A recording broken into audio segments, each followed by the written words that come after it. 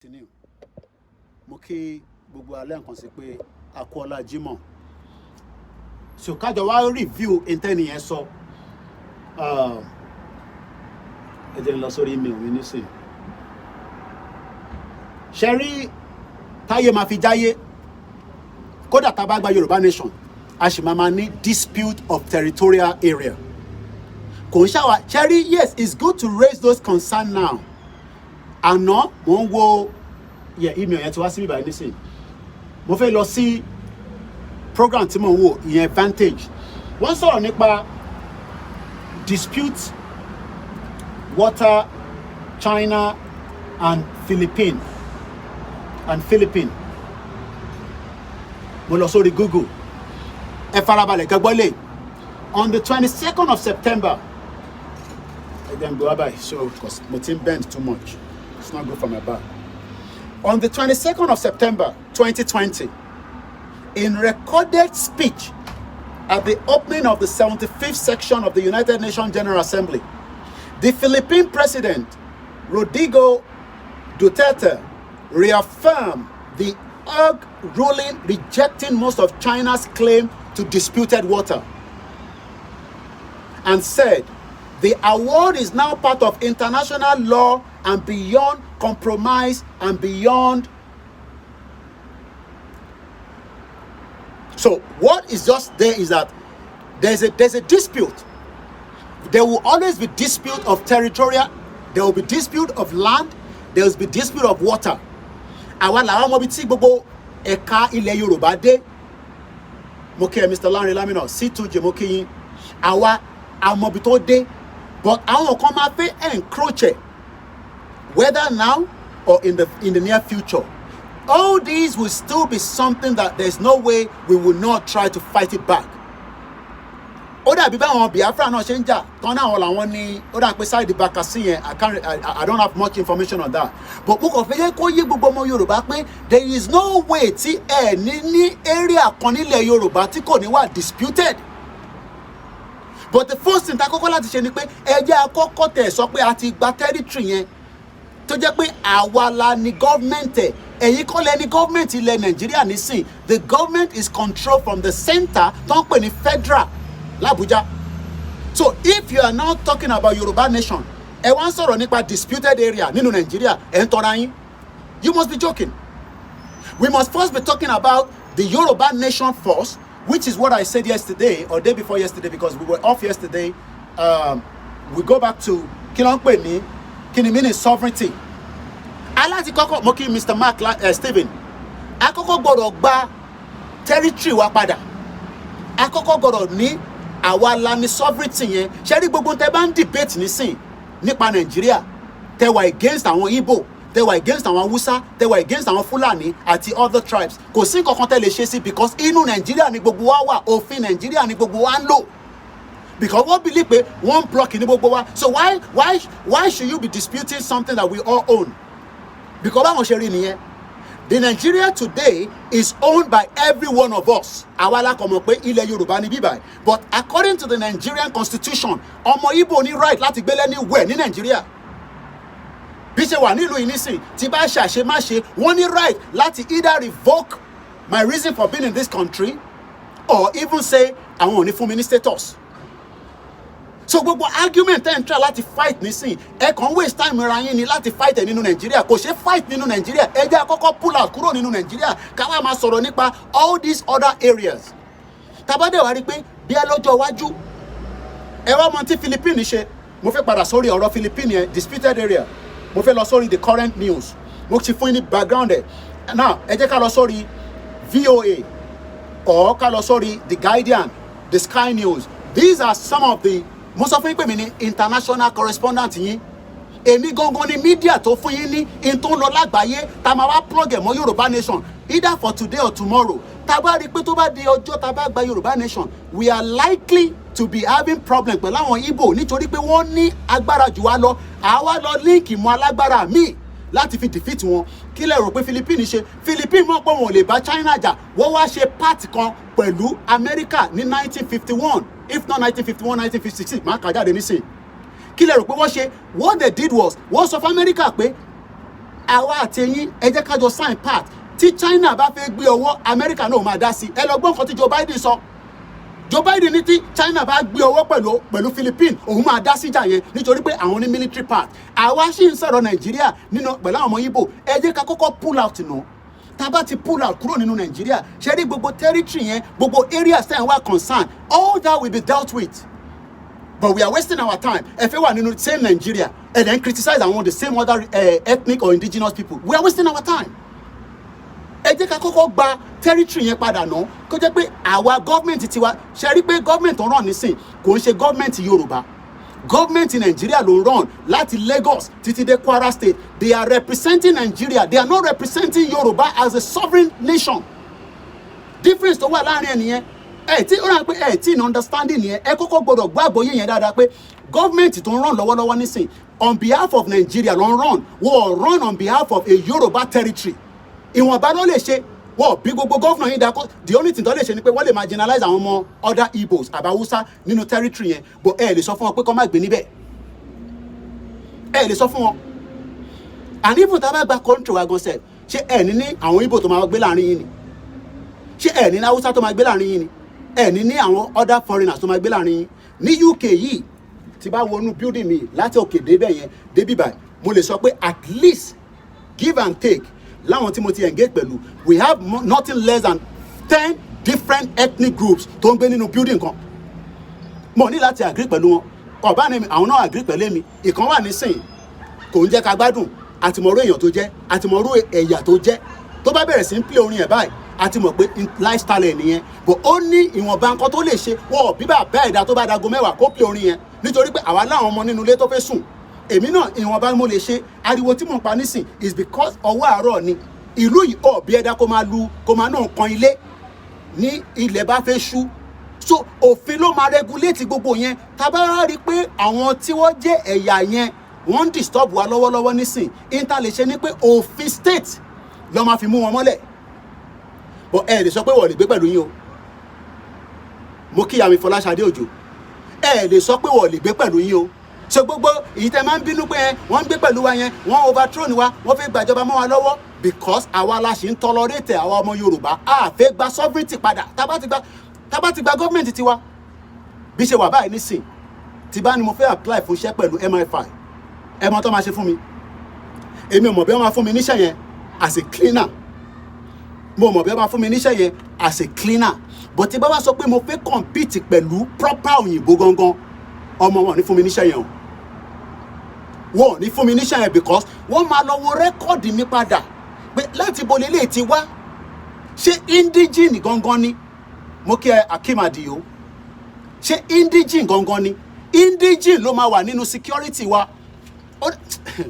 ẹ mọ̀ tó ń lọ lágbàáyé ẹ jẹ́ mo ti ń padà bọ̀ lórí Philippines èmi ní international correspondent yín ẹ jẹ́ tún sáré mú yín lọ síbì kan àwọn ọmọ Indian 8 àwọn former Navy veteran wọn bí ṣe ń bá yín sọ̀rọ̀ báyìí nísìn they are likely to be killed in Qatar ta ló ti gbọ́ news yẹn àlẹ́ ẹ̀dá kọ̀ọ̀kan mọ̀ à ń sọ fún yín pé ká kọ́kọ́ lé sovereignty náà ká tó máa wá dì pẹ̀lú àwọn other ceremonial problems ẹ fẹ́ kọ́kọ́ máa dì pẹ̀lú ceremonial problem nínú Nàìjíríà kó lè work bí ṣe ń bá yín sọ̀rọ̀ nísìn à ń padà bọ̀ lọ́dọ̀ disputed waterways yẹn kí ló dé tí àwọn 8 Indians kí ló dé tí wọ́n fẹ́ pa wọ́n ní Qatar ìyẹn kan ní I saw the news few minutes ago okay ẹ jẹ́ fún yín ní background story yẹn quickly ṣe rí ọmọ Yorùbá we must be ready very very ready tí ready nísìn ẹ jẹ́ kí gbogbo wa kọ́kọ́ lé sovereignty yẹn náà ká gbà ká jẹ́ pé àwa la ní constitution àwa la ní ilẹ̀ yẹn àwa la máa control the narrative mo kí a ní fowó ṣe Qatar sentenced Indian ex-naval officer to death this is BBC èmi ò ní sọ̀rọ̀ kẹ́ má bà níbẹ̀ èmi ní international journalist yín ẹ̀yin ò ní láti máa káàkiri èmi á kọ́ máa fún yín ní snip view tèmi náà bá gbọ́ kódà ní Vantage lánàá wọ́n sọ̀rọ̀ Tinubu níbẹ̀ so ẹ jẹ́ ká lọ further India ìyẹn tí Tinubu lọ láìpẹ́ yìí ẹ mọ̀ pé ó lọ síbẹ̀ G20, India has said it is exploring all legal options after a court in Qatar sentenced 8 àwọn mẹ́jọ 1 2 3 4 5 6 7 8 àwọn mẹ́jọ wọ́n sentence wọn. These are former Indian naval officer to death on specific charges. Títí di wákàtí kò sẹ́ni kankan tó mọ kí ni reason tí kí ni ẹ̀ṣẹ̀ tó ṣe gangan. It could be explanation. It could be that they are sharing security. Mo kí àrólé Oòduà. Mo rẹ̀ ẹ bá ń kí grandma náà níbẹ̀.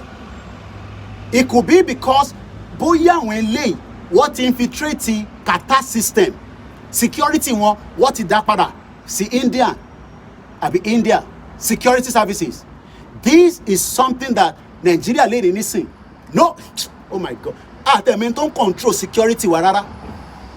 I don't even understand why some of you think that àníṣe ká kọ́ ọmọ Yorùbá torí ẹ pé kọ́ bá wa máa defend ìlú wa tí kò ní jẹ́ pé ọmọ Igbo tó bá máa wà níbẹ̀ àkọ́kọ́ gbọ́dọ̀ mọ̀ pé ṣé ọmọ Igbo tó lẹ́tọ̀ọ́ ni ṣé ó máa rí síbẹ̀ ni àbí báwo. There will be limitation.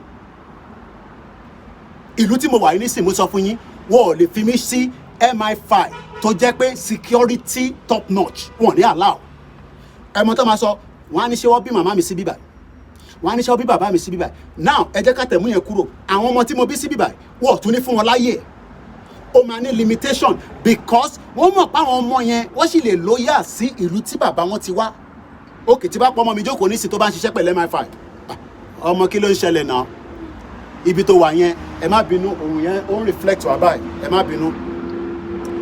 Tí bá sọ fọ́mọ mi pé ọmọ kí ló ń ṣẹlẹ̀ náà bá ń mú kankan jáde níbẹ̀ yẹn ẹ̀wọ̀n kọ́mọ mi lè ṣe kankan pé Dad, I have signed an oath kó tó ṣiṣẹ́ láwọn ibẹ̀ yẹn o máa sign àwọn agreement kan pé o ò ní reveal information.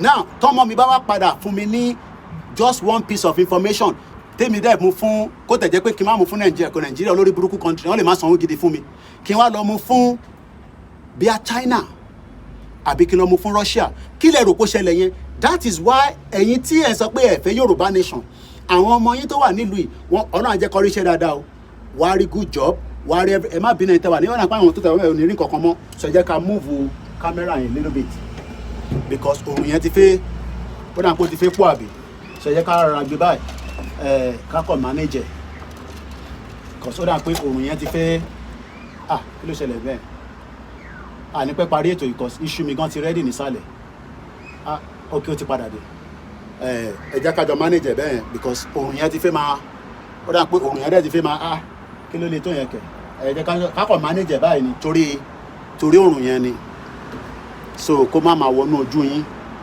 so I think that's how far we can do so kákọ̀ manager. So I have just about a few more minutes and I'm going to end the program. A tún padà wá later tí bá ti jẹun tán tí mo ti yó dáadáa. Mo kí ẹ nídìí ìrókò. So èyí tí mo fẹ́ mú jáde ni pé ó jẹ́ ká máa concern pé àwọn ọmọ tánà bí abroad gan. Ǹjẹ́ yes ẹ máa rí àwọn kan ní àwọn ọmọ mi ṣiṣẹ́ ní sójà wọ́n ṣiṣẹ́ ní navy. Ó ní ibi tí wọ́n lè fi wọ́n sí mọ́. Lóòótọ́ àárín àwọn tó jẹ́ pé general àrígi woman kan ní America ó ti di big kini. But we are talking about sensitive area wọ́n ní fi wọ́n síbẹ̀. So now, according to the report, Qatar, reports say the men who work with a private company in Qatar were arrested last year on suspicion of spying. How many people are spying for Nigerian government? How many? There are many people that have infiltrated the Nigerian security. We all know that. Evidence is there. But we are all living in denial because we don't want to accept that Nigeria to crack, and that is why they are able to penetrate the security. But can we do that while Tinubu is there? Can there be some changes? Oh yes, Tinubu can put some changes around because he's a Yoruba man, and if he cares and loves Yoruba land, this is the time to defend the Yoruba land on security. That is the job of Tinubu. I saw that Abiodun, he was celebrating Tinubu yesterday. I saw Lagos State, he couldn't make it down there, but he was celebrating, and every one of them are celebrating, that Tinubu has finally been given the opportunity to continue his job. Now the question is, Tinubu must give you the security. He must protect you. That is the responsibility of the government, not responsibility of Yoruba people. The Yoruba Nation campaigner, we can call the attention of the problems. We expect him to fix the problem. Because of the time and because the sun is becoming a little bit too much for me as well. So, mo fẹ́ padà lọ sórí the email that I said I received.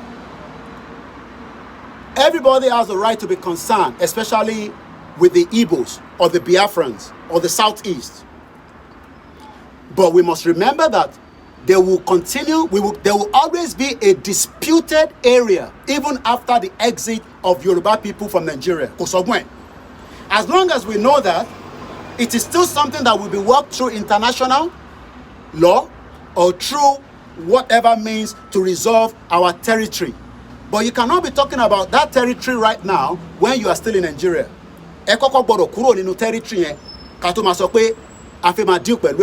So going back quickly to the China at the Philippines. So I'm just going to give you a quick debrief of it. So this is on the Guardian newspaper online. Even this article, this one was 2 months ago, but there's even a current tension going on between China and Philippines. But let's go with this as well. China-Philippine dispute could escalate into a superpower conflict, according to the analyst, Muke Ijaya. Expert warns of a significant escalatory potential after Chinese Coast Guard used water cannon on the Philippine boat. Hello? Let's understand, China is a very powerful country. So one lágbára wọn, wọ́n fi suppress àwọn tó wà ní region yẹn. Àwọn tó dé wà ní region yẹn mọ̀ pé àwọn lágbára. So what they've done is they've asked America to also be ready to support them. As we speak right now today, America has base across that region. There's a lot of tension between China and America. A territorial dispute. We will always have territorial dispute either with the Biafra, either with the Northerners, even with people that wants to take our land.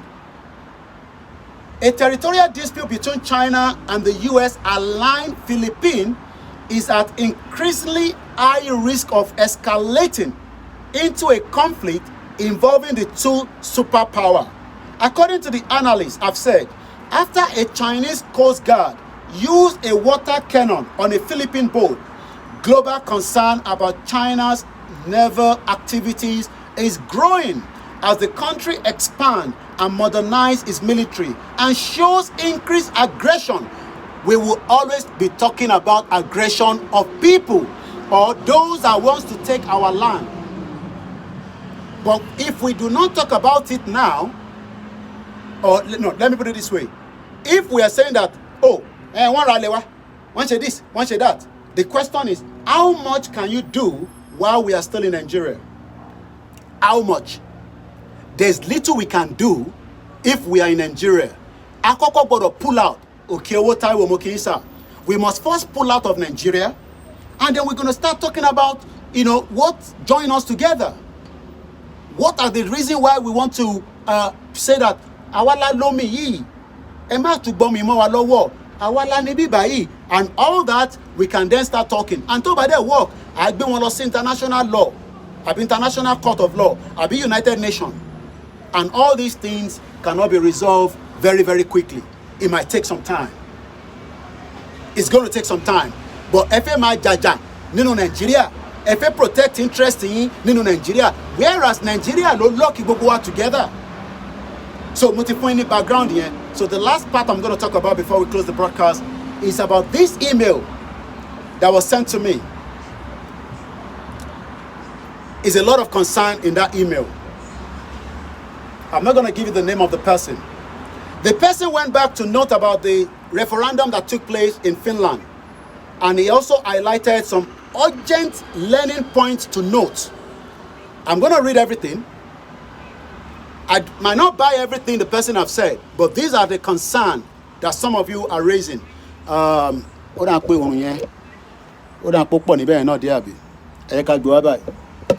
Manager keep broadcasting if turn on. So we're almost finishing. Coffee. Yes.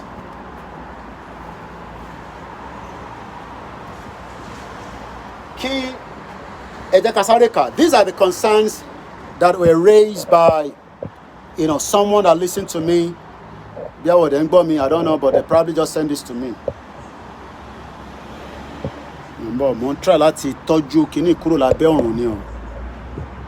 So,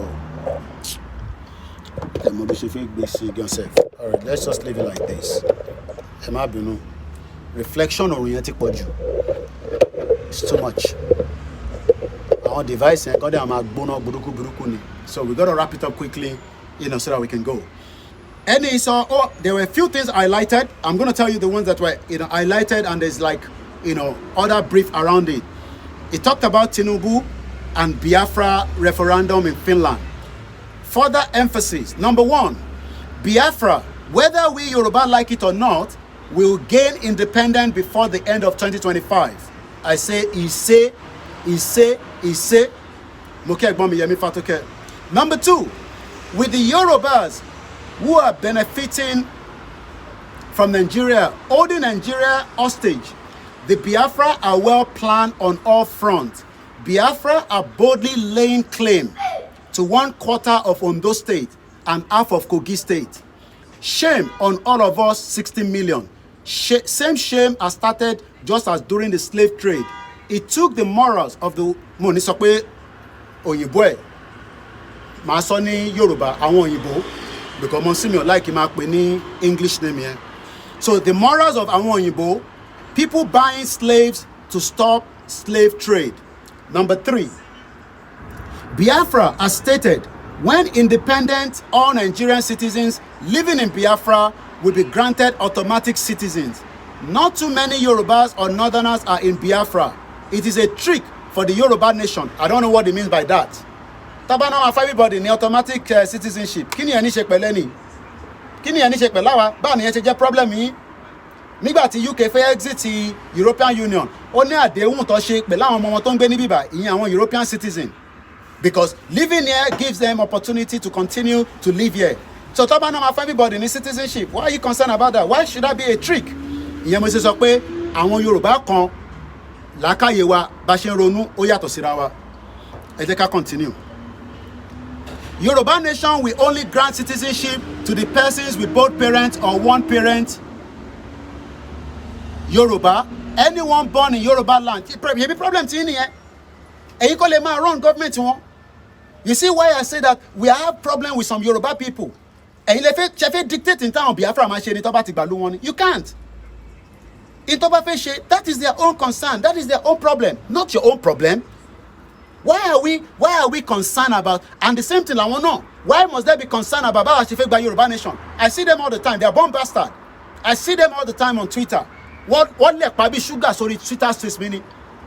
And I can read between the lines. You guys are not serious. Igbowo has compromised. I'm already buruku bomb bastard. They say all kind of rubbish. Nonsense. As far as they're concerned, they are doing their own. We are doing our own. We respect them, they must respect us. So, let's go ahead. So, any concept Yoruba nation will only grant citizenship to the person. Problem tiwa niye. Táwọn Igbo bá sọ pé àwọn máa fẹ́ everybody ní citizenship. As at the time táwọn bá declare Biafra wọn, why should we be concerned about that? Why should that be our problem? This is where sometimes I don't understand how we are thinking. So, single Yoruba citizen, blah blah blah. Ìlú ìgànsẹ̀ citizenship kò easy. Ẹlòmíì gbé ní ìlú kò ní British passport. Indefinite stay nìkan ló ní. Ẹlòmíì dẹ̀ gbé ní ìlú yìí ó ní British passport. So ó ní process kó tó lè gba pálí ìlú yìí. As long as talk about the BSc ìlú yìí, ó máa go through immigration. I've said that so many times. Now the next one goes to President Tinubu. Number one, any late Alaafin told Bola Tinubu or Baba Tinubu, he will become president and no harm must befall Yoruba. Well, let's hope so. What the Alaafin want is Tinubu to become president, the clerk of South Africa, and dismantle the problem that is called Nigeria. A very, very good point there. I want Emimonti Alaafin Sofemi is not for public consumption. But any Sonny Sepe inti the late Alaafin Ikú bàbá yèyé tí kò kí ń kú because Ọba wàjà ní pé Tinubu should be the president and then dismantle what is called Nigeria. Do you think that Tinubu will be able to dismantle Nigeria by 2025? Because that is what this person is saying. That Nigeria must be dismantled by 2025 with what they call 18-month plan to dismantle Nigeria. Time will tell. Let's go further. Number 2, Inyekabiyesiwa Ooni of Ife, the Ojaja II, also said to President Tinubu, he is a destiny child. What we are interpreting for Ooni is Baba Tinubu should initiate a 18-month plan to dismantle Nigeria by May 2025. Bí wà tá à ń sọ fún àwọn bàbá pé a fẹ́ Yorùbá nation, ṣé mo pé gbogbo wọn dákẹ́? Bóyá plan tí wọ́n nìyẹn pé Tinubu ńkọ́ ó máa dismantle Nigeria project by 2025. I don't know. Ẹ má bínú, I know there's a lot of sunrail. There's nothing I can do to that. Àfi tá a bá gbé wá sísàlẹ̀ báyìí. So ẹ máa manage ẹni. There's nothing I can do to that. I wish I can, but there's nothing I can do. And we are almost there anyway, so oriented for you. It's too much. So ẹ jẹ́ kí n move eléyìí náà wá sísàlẹ̀. Ó dà ń pélé nìkan ló sàn díẹ̀. So a ti fẹ́ parí program anyway, so I'm almost there. So ẹ jẹ́ kí n sleep ẹ̀ báyìí díẹ̀. Ẹ má bínú. So oriented for you. Ó dà ń pẹ́ yín sí wà ókè níbi tí ẹ sá pamọ́ sí yẹn. So at least everybody can see me now. Àbọ̀rọ̀ mọ̀ yẹ yín nísìn. So ẹ̀yẹn fi sínú comment section pé ṣé Tinubu lè dismantle Nigeria by 2025? Mo kí bàbá mi Samuel Afolabi. I'm asking the question, do you think Ashimashe program ilé dáadáa? Do you think that Tinubu can dismantle Nigeria by 2025? Ẹ fi sínú comment section. Let's go further. How to dismantle Nigeria? Baba Tinubu should call Oba of Benin, Olu of Warri, and inform he is going to offer a referendum. Let the Benin people go and the Delta go with the Biafra. You cannot force people to live together. It is entirely up to our Delta. Nigeria can still split into 6 countries. Never, but Tinubu never dismantle Nigeria. Well, some people believe he's going to do so. We just have to wait and see. So he needs to give referendum and let the Benin people go and the Delta go with the Biafra. We will have a strong neighbor.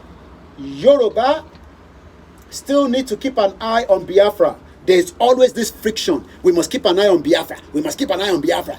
Keep an eye on the Hausa people and the Fulani, bomb bastard. Keep an eye on those ones. I want Biafra, let them keep an eye on the Biafra. Keep an eye on the Biafra. Whereas I want to hold the but everybody has their own opinion. Anyway, Yoruba people must keep an eye on the Biafra. But our forever worry must be every inch of all our border. I've talked about borders. I've given you disputed area that is still happening after years between China and Philippines. So our kolama disputed area, disputed territory. So the bands up here and Biafra we will work towards trying to get it back if that is going to be the case. But Nigeria, disputed territory. Nigeria, disputed territory. So we are almost there. Number 4, the problem with Nigeria is like pouring water in a gigantic basket. Many Nigerians do not know that. Many of you, Nigeria da BBT, konko, wahala, malokmomi, sino basket, gigantic basket. Nigeria is a crazy country. Konkomi, and that's no apere. I don't suffer people they work. I want to master Oyiboshi. Rati. One I student of history. I want a student of history. Momo history with it. Anika dismantle bobo kini kale ribi lo. Number 5. President Tinubu can become the 3rd most loved Yoruba forever after Oduduwa and Oni Oromiyan. Well, that is if he does exactly what this person is saying. Tinubu fail to destroy, or let me not use the word destroy, to dismantle King Loyibo. Then kólúkálukú máa lọ prepare fún nǹkan tí màá yìí tí mo ti sọ rí mo mọ̀ bí obìnrin ni wọ́n bí ọkùnrin ni wọ́n the same thing tẹ́mi ti sọ lórí program pé after 8 years tí Tinubu bá ṣe tán ẹ lọ máa prepare fún kankan ó jáde nínú ọ̀rọ̀ yìí. Number 6, if Tinubu leaves office in 2027, that's subject to if he goes back again for another term tó bá fún láyè ẹ má bínú torí táyà yẹn reflect ní abẹ́ ni mo ṣe ń. If Tinubu get another second term a ṣe tán ní 2024 ìyàn kan ní he can't do anything well ẹ jẹ́ ká máa wòran wọ́n ní ìbomọ̀ kàdé nísìn ebi yẹn ti ń pa mí mo ní láti tètè rápọ̀ kí n máa lọ jẹun jàre ebi ti ń pa mí àwọn ọmọ ńláńlá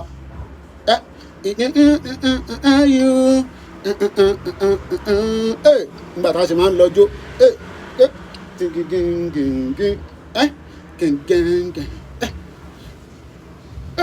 must stop Tupac Shakur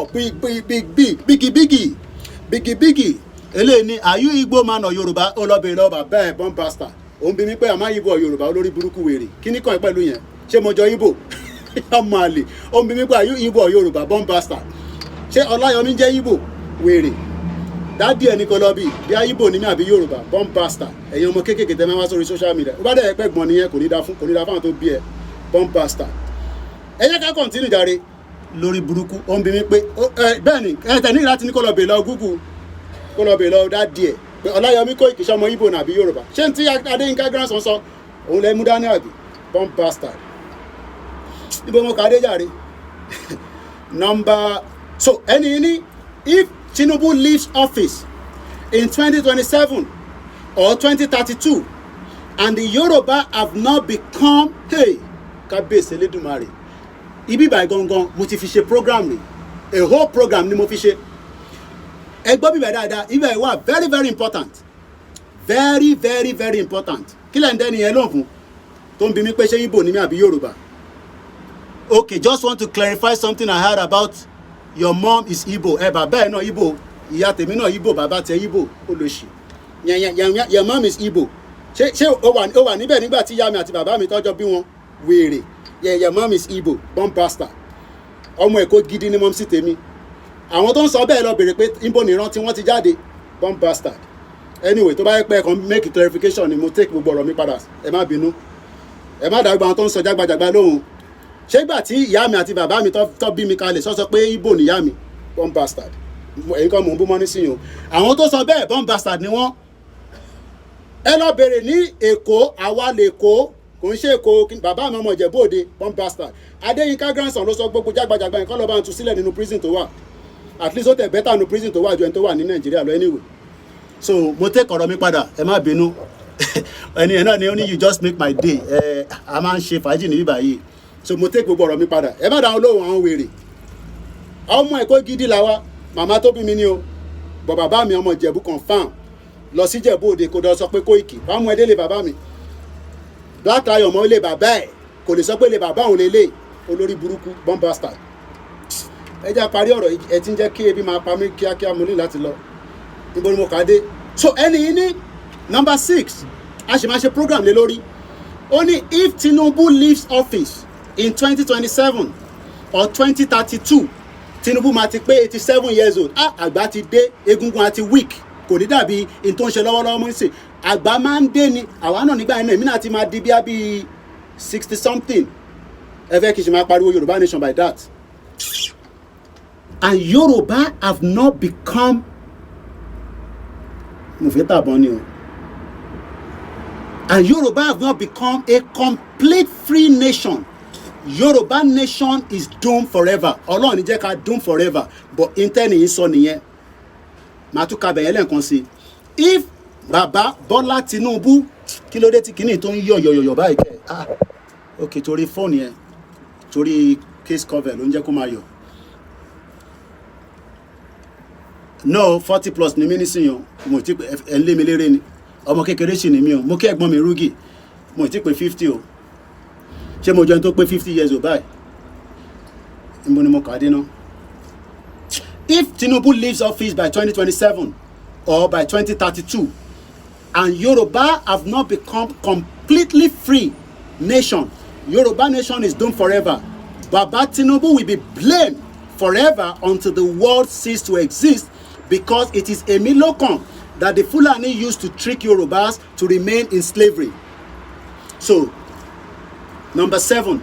Baba Tinubu Baba Tinubu, all the Yoruba ancestors from 3000 BC to 3053 AD have assigned him as destiny child to get the work immediately. Baba Tinubu should initiate 18-month plan to dismantle Nigeria by May 2025. So the question is, can Tinubu dismantle Nigeria by May 2025? Òun ìbéèrè tí mò ń bi gbogbo yín. Tẹ́ bá mo answer ẹ fi sínú comment section. Tí bá ti ń jẹ issue àtọ̀bẹ̀ ata mi, màá máa go through àwọn comment yín. Kò yé yín nísìn. So ẹ fi sínú comment section. Ṣé Tinubu lè dismantle Nigeria in 18-month plan? So number 8, Okumeji. Baba Tinubu, if you can do this, you will celebrate your 91st birthday in the land of the living as an immortal Yoruba hero. Number 9, Baba Tinubu can assemble the brains in his party and initiate 18-month plan to dismantle Nigeria by May 2025. It's a good initiative, but the question is, can Tinubu put this in practice? Kini solitaire, so that one allow you, he cannot do it. Well, àwọn kan lè sọ pé a kì í ṣe ọba Elédùmarè. So why are we saying that? Ìyá mi Fadipe Moses sọ pé instead of us to have a nation, I don't know why they are keeping one Nigeria. Because inú Nigeria làwọn kan náà lọ ti ń jìyà, lọ ti ń rí ìṣẹ́. Ṣé mọ̀ pé báwọn kan ṣe ń rí owó nínú Nigeria làwọn kan náà ti ń rí ìṣẹ́. So bí àìṣẹ́ yẹn ó ti mọ́ wọn lára. Èmi lọ jẹ́ṣu àtọ́bẹ̀ ata nísìn anyway. So ebi tẹ̀ ti ń pa mí anyway. Then number 10. Nigeria will not exist into 2030 as a nation. It need to break with a peaceful leader, not with ogun that is coming. So ẹni sọ pé ogun ó ń bọ̀ nìyẹn o, but ẹgbọ́n kan tó sọ wọ́n kàn sọ pé not with war that is coming. That means pé everybody can feel it, everybody can smell it, but we are people that live in denial. Ẹ̀kọ́ fẹ́ ká máa fẹ̀ fún ní bíbá lójoojúmọ́ bí ṣe wọ̀n kí n bá lóye bó ṣe ń fẹ̀ fún lórí politics today tó ní access ẹ̀yà rí bó ṣe chop up ẹ fẹ́ kémi náà máa chop up nínú Yorùbá nation. No, èmi fẹ́ ká tètè gba nation so that kémi náà lè ní role tí mo fẹ́ play in whatever my capacity. Mo ti play role kan nílùú yìí for 25 years. Ẹ jẹ́ ká rí role ní mìíràn play nínú nation tiwa náà, even if it's to start from the grassroots. Ẹ fẹ́ yẹn, ẹ fẹ́ ká wà nínú òṣì àti ṣe àbí ìṣẹ̀dẹ̀ ló ń pè nínú shit hole country tẹ́ ń pè Nigeria. So and on that note, I'm going to go now. Mo mọ̀ pé mo ní kẹ́ pè lẹ́ẹ̀kan. Thank you so much to all our Biafrans. It was a Yoruba language, but we were able to speak English. I'm sure some of you have picked what I said. We cannot bring anybody in. Those of you sending a request, I can't bring anybody in. African Confidential, I cite to my brother. I got to go now because I haven't had my breakfast. It's exactly 1 o'clock and I'm not in Nigeria, so I need to go and have something to eat. My wife will even be upset that she make me a brunch. I'll be brunch then. I might take the picture and upload it on the social media so that you know what I'm eating. And she'll be like, why are you still there when I just make you a nice meal to come and eat? So I got to go now. I'll be back again. We might have 3 or 4 programs today. I know many of you want to talk to me, but let us wait till when I come back again. Thank you so much to everyone. Can Tinubu initiate 18-month plan to dismantle Nigeria? That will be another topic, and we might drag that topic for some time. I don't think so. I don't believe so. If any Biafra comes and say, Sunday Igboho, you abuse him, I'm going to abuse your father and your mother. I respect Simon Ekpa, and I'll continue to give him my loyalty, just like I'm giving loyalty to the Biafra. You can see how my Yoruba people, they abuse me every day. So if you come here and read your comment, I see some of you. Why did Koiki not go to Finland? Bomb bastard. If I don't go to Finland, what does that mean? I read some bastard, Biafran saying, why Koiki not, and cut this place and take it anywhere? Why Koiki not go to Finland? What I did, even majority of my media never did what I did for you on the day of your referendum. And the video is there on my timeline. I haven't taken it down. Over 7,000 views. And I'll continue to respect your government in exile. Even not all Yoruba respect it. So don't come and tell me on my timeline, why quick? We were expecting to see the Yoruba people in Finland. If you don't see us, doesn't mean that some of us are not working hard so that your own Biafra nation can come. Respect us, we will respect you. If you don't respect us, you'll be getting wutu. Kudos to Pastor Van Vam. YouTube don't delete his video. I mean, his YouTube channel. They don't take him down for 2 weeks. So go and watch him from Ajare. I think he's on Ajare. All the social media are dealing with us every time. But we will get there one day, and we'll be able to control the narratives. Thank you so much once again to all my listeners. I respect you. Collapse comes, and it's no. It's going to collapse anyway. We in the UK. No. I know you said that already. Let's listen to our anthem. Thank you so much, every single one of you that have joined me this morning or this afternoon from wherever you're watching. My name is Alami Koiki, a journalist. I am not your vlogger. I am an activist. I am a father. I am an uncle. And I believe that, the best thing for Nigeria is to be dismantled. I even like that word anyway. Allow Baba say, hunger is killing them. Nigeria, they are just hiding. The pounds is 1,570. I pray it continue to go up so that every Nigerian will come on the street and defend yourself. African Confidential, love you so much. They attack him all the time because he's so loyal and he support Biafra. But some of the Biafras don't know what we go through just because we say, somebody don't ask me whether I be Igbo, because my mama na Igbo, bomb bastard. Let's listen to our anthem. Have a very good afternoon. Bye for now.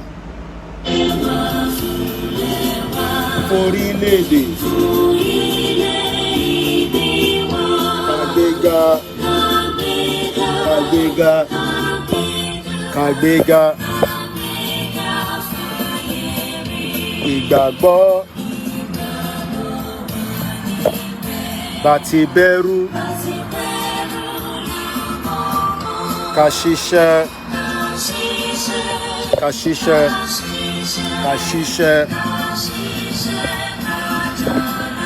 ìṣọ̀kan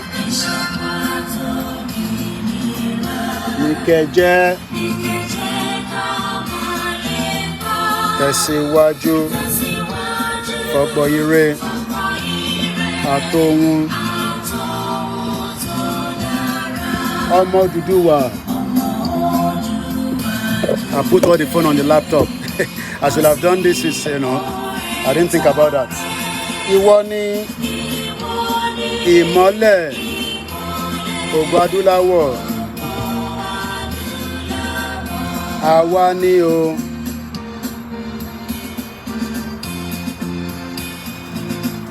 Shout out to everyone. Bye for now. My name is Alami Koiki. I should have put on the laptop and then it's easy for me to move around. When I was struggling. Yoruba people will always think a way out. Thank you so much, Jetstar, Senior Evangelist John Mukinsa. If I didn't mention your name, don't be upset or angry with that. Join me later. Mr. Michael, Mr. Bashir, Eshegonio, and the rest of you on the Twitter space. Olayemi Koiki, Koiki Media, bringing the world closer to your doorstep. I am the last man standing for Yoruba Nation. Bye for now.